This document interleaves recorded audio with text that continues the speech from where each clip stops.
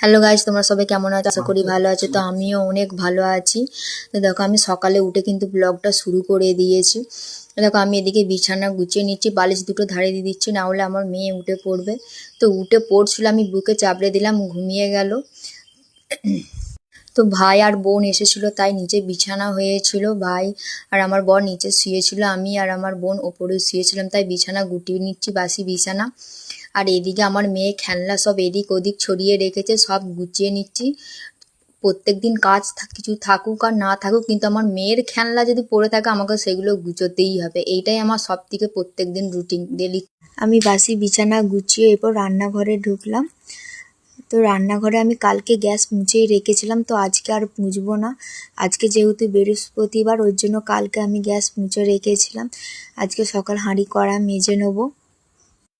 মেয়েদের একটাই ডিউটি যে তুমি ঘুম থেকে উঠে নিজের বাসি বিছানা গুছিয়ে রান্নাঘরের সমস্ত কাজ করতে হবে।